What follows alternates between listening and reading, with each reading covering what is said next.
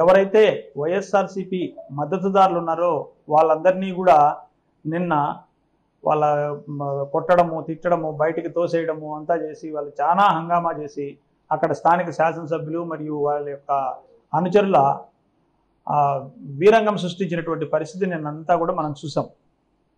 నిన్నటి నుంచి ఎప్పుడైతే సభ్యులు అక్కడికి సమావేశ మందిరానికి వెళ్ళలేదో వెంటనే ఇమ్మీడియట్గా అక్కడ ఆ సంబంధిత అధికారులు ఈ రోజుకి దాన్ని ఎలక్షన్ షెడ్యూల్ ఈ రోజుకి వాయిదా వేయడం జరిగింది. ఎలక్షన్ షెడ్యూల్ ప్రకారం ఈరోజు వాయిదా వేసి ఈరోజు జరగాల్సినటువంటి ఎన్నిక ఈరోజు ఉంటే ఈరోజు ఆ ఎన్నికను ఏ విధంగా అయినా కూడా జరగకుండా ఆపాలి, లేదు వీళ్ళందరూ ఎవరు రాకుండా పోతే వాళ్ళు తనంతట తానుగా వాళ్ళు డిక్లేర్ చేసుకోవాలి అనేటువంటి ఒక దురుద్దేశంతో ఈరోజు ఈ ఎన్నికను ఈరోజు మళ్ళీ కూడా ఆ ఎన్నిక నిర్వహించే క్రమం ఈరోజు ఈ కూటమి ప్రభుత్వం మొదలుపెట్టినటువంటి పరిస్థితి.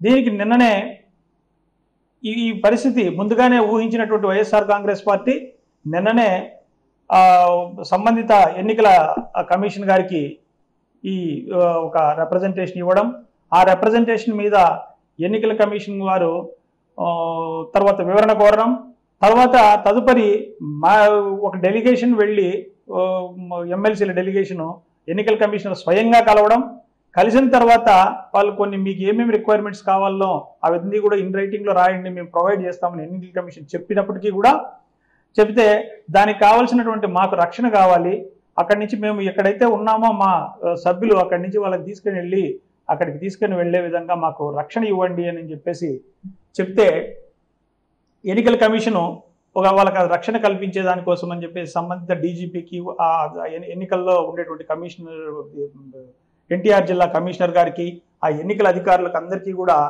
ఒక మెమో ఇవ్వడం జరిగింది, వీళ్ళకి కావాల్సినటువంటి రక్షణ కల్పించండి అని.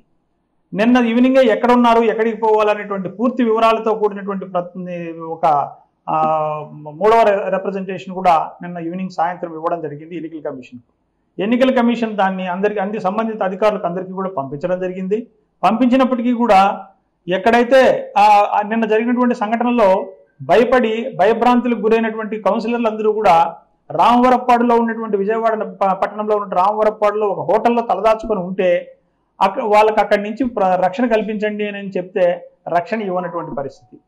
ఒక కౌన్సిలర్ ఏమో ఆ తిరువూరులోని స్థానికంగా ఉంటే ఆమెను కిడ్నాప్ చేయడానికి ప్రయత్నిస్తే ఆమె వెళ్ళి అక్కడ మాజీ శాసనసభ్యులైనటువంటి స్వామిదాస్ గారి ఇంట్లో ఆమె తలదాచుకోవడం జరిగింది.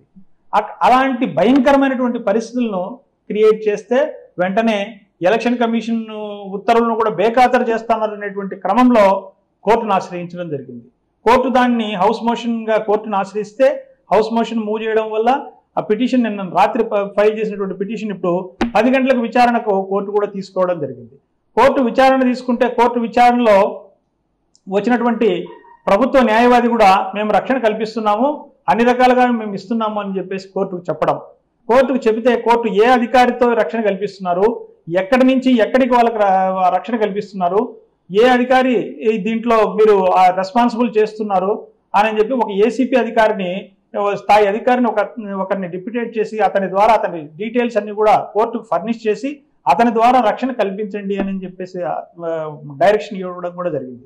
ఇచ్చినప్పటికీ కూడా కోర్టు ఆ ఉత్తర్వులను ఇచ్చి ఒక అర్ధగంట లోపల మళ్ళీ దాన్ని నాకు పూర్తి వివరాలను సమర్పించమని కోర్టు దాన్ని డిస్పోజ్ చేయకుండా పెండింగ్లో ఉంచినప్పటికీ కోర్టులో మ్యాటర్ పెండింగ్లో ఉందని తెలిసి కూడా ఇప్పుడు అక్కడ ఉన్నటువంటి వెళ్ళినటువంటి కౌన్సిలర్లను ఆ ఏకుండూరు మండలంలోని పడమట మాధవరం అనేటువంటి గ్రామం వద్ద వాళ్ళ కూటమి సభ్యుల యొక్క మంది మార్బలంతో అక్కడికి వెళ్ళినటువంటి వాళ్ళతో పాటు సపోర్ట్గా వెళ్ళినటువంటి జిల్లా అధ్యక్షుడైనటువంటి అవినాష్ గారిని అరెస్ట్ చేయడం, అరుణ్ అరెస్ట్ చేయడం, ఎమ్మెల్సీ గారిని, తర్వాత ఆ నియోజకవర్గ ఇన్ఛార్జ్ అయినటువంటి స్వామిదాస్ గారిని ముందస్తు అరెస్టులో భాగంగా వాళ్ళని అరెస్ట్ చేయడం, వెంటనే ఇమ్మీడియట్గా వాళ్ళందరినీ కూడా చుట్టుముట్టి కొంతమంది మాబ్ని తీసుకొని వచ్చి ఆ కౌన్సిలర్లను చుట్టుముట్టితే కౌన్సిలర్లందరూ కూడా వెనుదిరిగేటువంటి పరిస్థితి ఇప్పుడు ఉత్పన్నమైంది.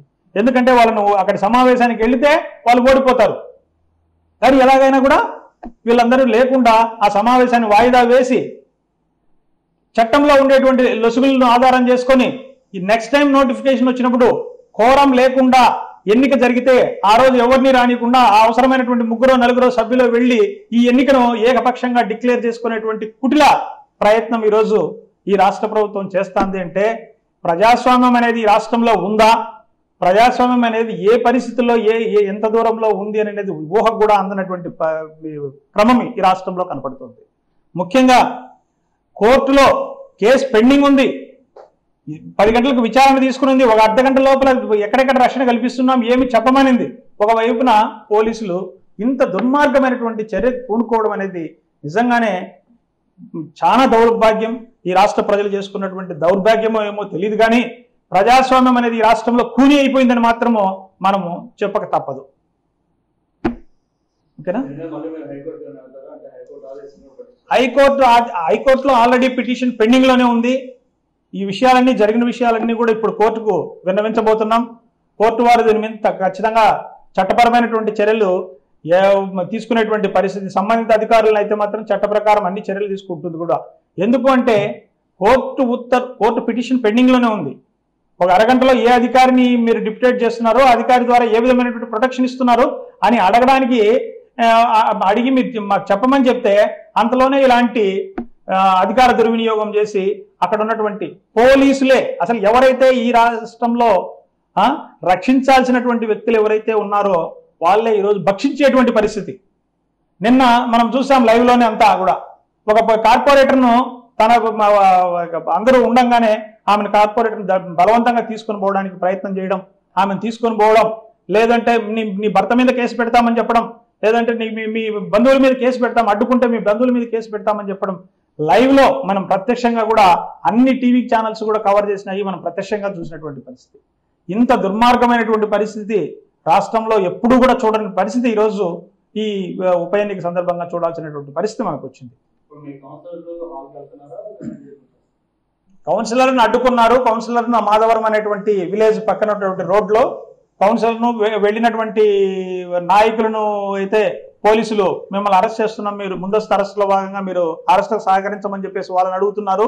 వాళ్ళ చుట్టూ కూడా పోలీసులు మరియు అక్కడ ఉన్నటువంటి వాళ్ళ అనుచరులు మోహరించినటువంటి పరిస్థితి. ఇంకా మా మీద ఎక్కడ దాడి చేస్తారో అనేటువంటి పరిస్థితుల్లో వాళ్ళు అక్కడ ఉన్నారు. మరి పోలీసులు రక్షణ కల్పిస్తే వెంటనే పోయి ఈరోజు సభాభవనం లేకపోయి వాళ్ళు ఈరోజు సమావేశంలో పాల్గొనేటువంటి పరిస్థితి ఉంది.